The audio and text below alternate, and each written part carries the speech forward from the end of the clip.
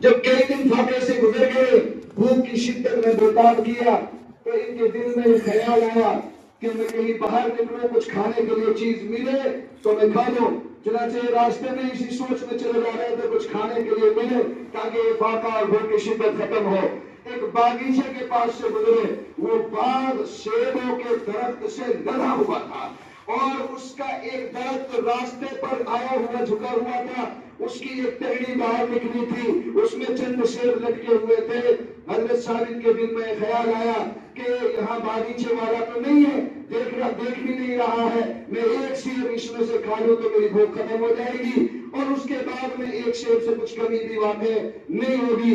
اس نظریے سے وہ سیب کھایا، بیٹھے اور بیٹھ کر تناول کیا، گھر آ گئے۔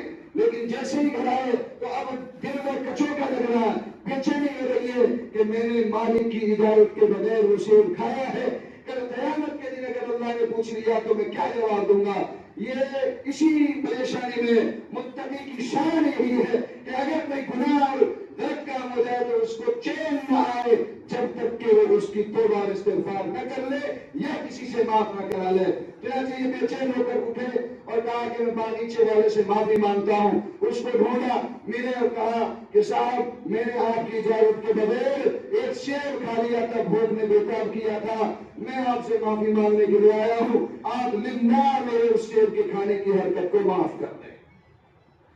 باغیچے والے نے کہا کہ نہیں، ہرگز معاف نہیں کروں گا اور قیامت کے دن تیرا گریبان پکڑوں گا کہ یا اللہ اس نے میرے باغ سے ایک سیب میری اجازت کے بغیر کھایا تھا۔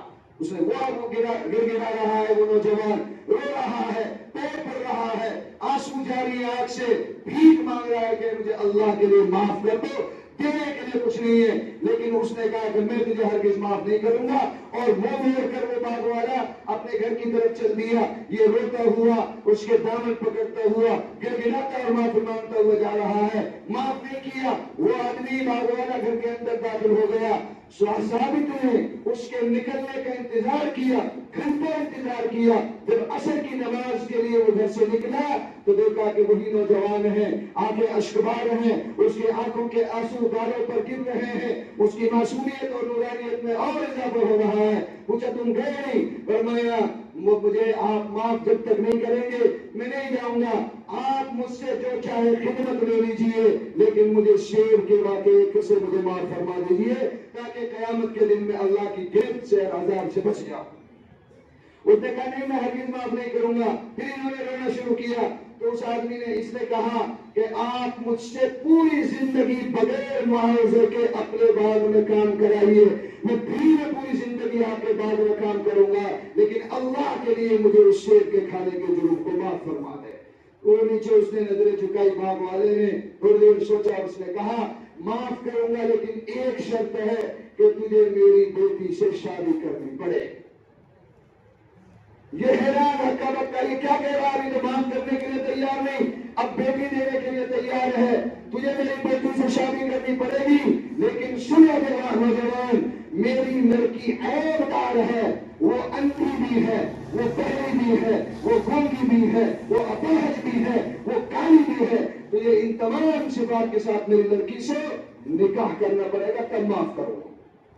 اب وہ حیران کہ اگر میں اس سے بات مانوں تو گھر میں لگ جائے گی، میرے سے اس کی زندگی میرے ساتھ کیسے گزرے گی؟ وہ اندھی ہے، کالی ہے، بہری ہے، گونگی ہے، اپاہج ہے، میرے لیے تو بڑا مسئلہ کرا جائے گا، میری پوری زندگی پڑی ہوئی ہے۔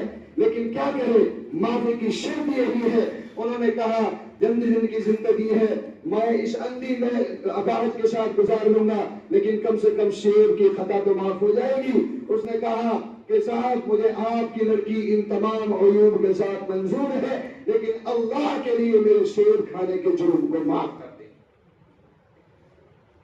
اس آدمی نے کہا تو ٹھیک ہے، جمعرات کو تیری شادی کا اور نکاح کا دن مقرر ہے، تو نہا دھو کے آ جانا، تیرا مہر بھی میں ادا کروں گا۔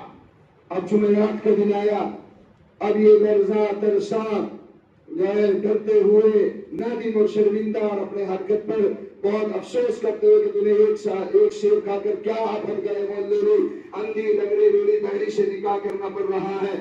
یہ اسی خیال میں سوچتا ہوا جا رہا، دروازہ کھٹکھٹایا، اس نے دروازہ کھولا، اس کو مرحبا کہا، نکاح پڑھایا گیا، مہر ادا کیا گیا، باپ نے اس کا ہاتھ پکڑا اور کمرے میں چھوڑ دیا، اس میں تیری بیوی ہے، یہ تمہاری خلوت گاہ اور تنہائی کی جگہ ہے، تم اس سے اپنی مقاربت کرو۔ کہتے ہیں کہ جیسے ہی کمرے کا دروازہ کھلا اور سامنے نظر پڑی تو میری حیرت کی انتہا نہ رہی، آنکھیں پھٹی کی پھٹی، اتنی حسین خوبصورت دوشیزہ بلند پر بیٹھی ہوئی ہے کہ میں نے اس سے حسین جمیل اپنی آنکھوں سے کسی عورت کو نہیں دیکھا تھا، ایسی حسین جمیل لڑکی۔ اب وہ حیرت اور استعجاب میں اس سے کچھ ادا نہیں ہو رہا، کچھ کہہ نہیں پا رہا ہے۔ لڑکی خود پلنگ سے اترے، اس کو سلام کیا، مرحبا کیا، اور اس کے خط و خال سے محسوس کیا کہ میرے باپ نے اس کو کیا بتایا تھا، اور یہ دیکھ کر اب مجھے حیران ہے۔